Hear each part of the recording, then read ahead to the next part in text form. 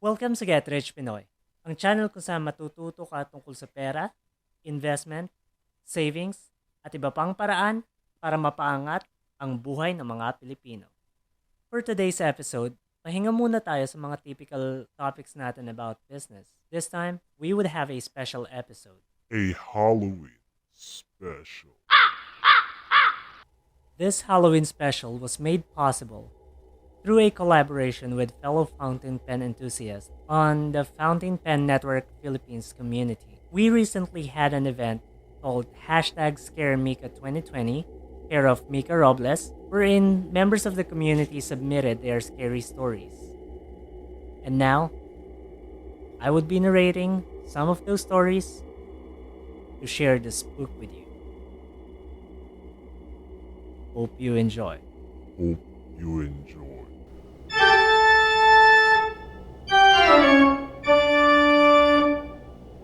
Dilim. This story happened when I was in first year high school.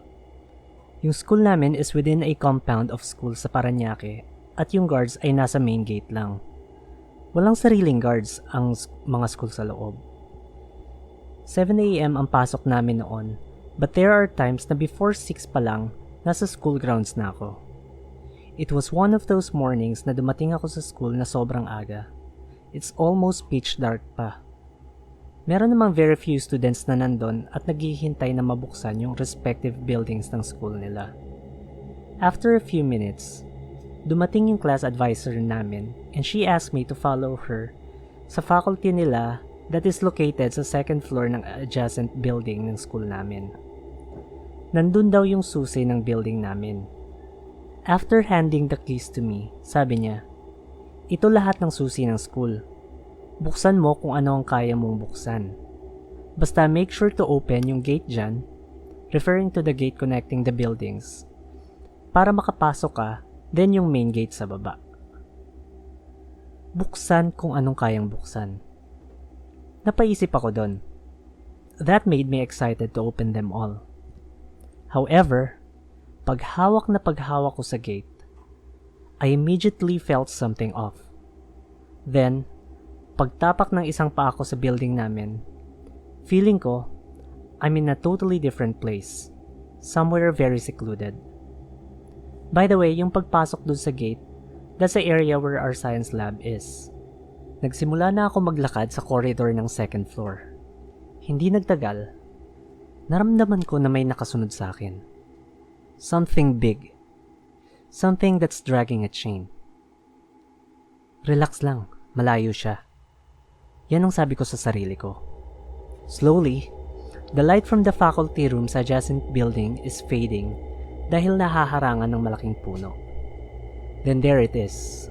Complete darkness and silence. No, it's not complete silence. The sound of chain that's being dragged is still there. Hindi lang from behind me. Chain is also being dragged sa loob ng first room na dinadaanan ko. The moment na malagpasan ko yung first room, tumigil yung sound ng chains. Napalitan ng sound na nagkikiskis ang mga dahon. Parang sa gubat, pero hindi mahangin that time. All of a sudden, napalingon ako sa building right in front ng sa amin. I saw a female student sa loob ng isang room. Nakakapagtaka lang kasi madilim nga, pero nakita ko siya at siya lang ang nasa loob ng building nila. Then, nabalik ang attention ko sa sumusunod sa akin kasi lumiliit ang gap between us. Bumibilis siya. Binilsan ko na ang lakad ko hanggang sa halos takbo na ang ginagawa ko. Now, I'm in front of the third room. Wala na ang tunog ng mga dahon. Napalitan ng umiiyak na babae. Silently crying for help. Pero I also need help. May humahabol pa din sa akin. I finally reached the stairs.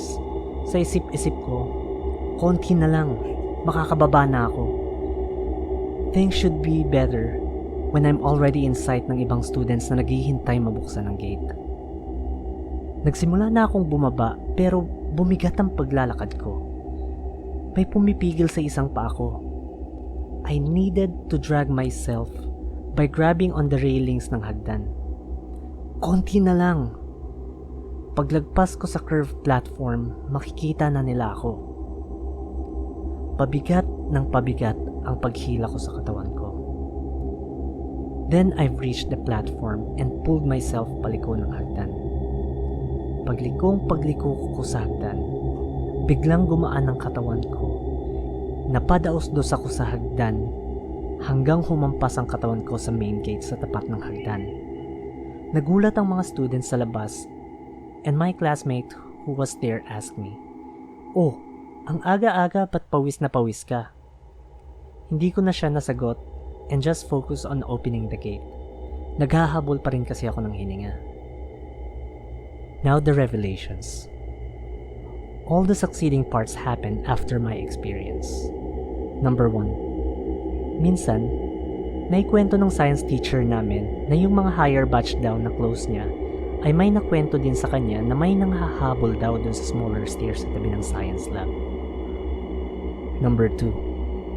A member of our student council told me na meron daw picture na tinatago ang student council. It is a picture of a photo bomber. Yun nga lang, kamay lang. Naaagnas and chained.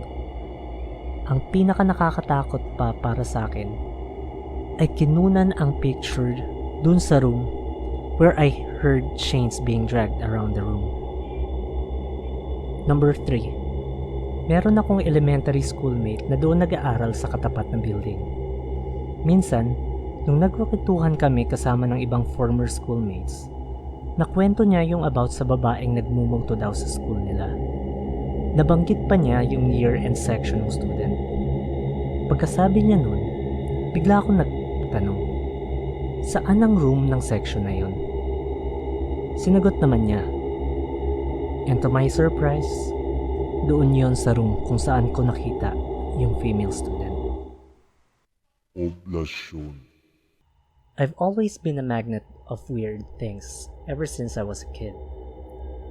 There were instances that I would creep out my mom because of my stories. One particular intense experience that I had was in 2015. I was tasked by my former boss to do an impromptu site visit at an old loft in Makati. According to the caretaker, the loft hasn't been visited by anyone for almost 30 years, and the owner would like to renovate. We visited around 1:30 p.m. Upon entering the unit, the intern I was with started to feel jittery. I told her that it's noontime and there's nothing to be scared about. Since the unit hasn't been used for so long, it didn't have any electricity, and we had to make do with what natural light the windows provided. It was very dusty. The walls needed more than just repainting. The floors were all cracked and creaked. There were boxes and boxes of old records in one area. We were able to inspect each room of the first level with ease. When it was time to go up in the loft, the intern hesitated because she felt very uneasy. So I volunteered to go first. The loft area is not open, unlike the typical modern loft that you see today. It was enclosed and suffocating. There was a small window at the end that gave a bit of light, and we only had our phone flashlight to illuminate the room. The intern was feeling more uneasy because it was dark, so I again volunteered to be the one opening cabinets and cupboards. We finished the site visit around 3:30 p.m. and went home afterwards. Being sensitive to paranormal things, I was thankful that I didn't see nor felt anything weird inside the old loft. In fact, I was so comfortable inside that I forgot to utter a small prayer to ward off anything bad. I thought I was fine, but man, I was so wrong. When I got home, I decided to rest immediately and fell into a deep sleep. Whenever I would get so exhausted, I would experience sleep paralysis, so it is a common thing for me. Around midnight, I felt a tug in my toe and the usual feeling of floating. I instantly knew that I am starting to have a sleep paralysis. I turned to my side and shrugged it off. However, after a few minutes, I felt another tug in my toe, so I decided to look. As I opened my eyes, there was a little boy at the foot of my bed. This is a normal occurrence for me, and it's not the first time something followed me home. So I just ignored the kid and continued to sleep soundly. This went on for 2 days. I would wake up with a boy tugging on my toes. It was fine until the third night. I had a familiar feeling of getting into another sleep paralysis. I usually lie on my back, and as I turned to my left, a woman dressed in all black was sitting beside me. It was the first time for me to encounter this kind of proximity. I was so startled that I couldn't close my eyes, and it only widened more as the woman started to turn her head. Finally, I was able to break off from the trance and close my eyes. I uttered a prayer, and the woman wasn't there anymore. I had goosebumps all over and didn't sleep a wink. That night. The next day, I told my mom about what happened. I was surprised to what I heard next. She told me that the night before, she woke up to my dad shouting in his sleep. When asked why, Dad told her that a kid followed me home, wanting to play, and the kid's mother was begging my dad to tell her son to go home. It dawned upon me that it was indeed my fault, because the kid followed me home. I did not only bring one, but two this time. My dad lectured me on how I should stop wearing dark clothes, because that's how I attract them more. After that, I slept for a month wearing a red bracelet, a red pajamas, just to ward anything from coming back to visit. Hallows Eve. Hallows Eve is nearing. For most of us, we celebrate it as Halloween. Festive, costumes are worn and do trick or treating. It is said that on this night, the departed cross over and roam the world of the living until All Souls Day. Do you believe in this? Let me tell you a story. It was 1986. I was a second-year medical student in UERM MMC, the finest medical school, along Aurora Boulevard. The MRT above Aurora Boulevard did not exist yet. Magnolia Ice Cream House stood where Robinson's Magnolia is now. Summer had ended. The rains had begun. My classmates or groupmates planned to go to Magnolia Ice Cream House after classes to celebrate the birthday of one of my groupmates. I brought my trusty film cam that day, Canon AE-1 program. I believe it was loaded with YKL-100 ASA color film, which was a repacked Fuji color film. We met up in the psychiatry department about 3 to 4 p.m. as we had to wait for our professor, Dr. Vicente Cabique, to tidy up work. He was invited by my classmates to join the celebration. He made his psychiatry classes interesting and funny at the same time. We always looked forward to his classes. While waiting for the others to arrive, I took photos of my classmates while they were seated on the long concrete bench which was part of the wall of the psychiatry department. Some were playing backgammon. I continued taking photos when we arrived at Magnolia Ice Cream House, It was a time of laughter and merriment. We would treasure those memories in the photos I took. I finished off the film roll, 36 exposures. I had a roll developed at the YKL photo kiosk right across UERM. I requested for 3R prints to make it easy to pass around the photos. I was also on a student budget. When I got the prints, I was surprised that there was a photo I do not remember taking.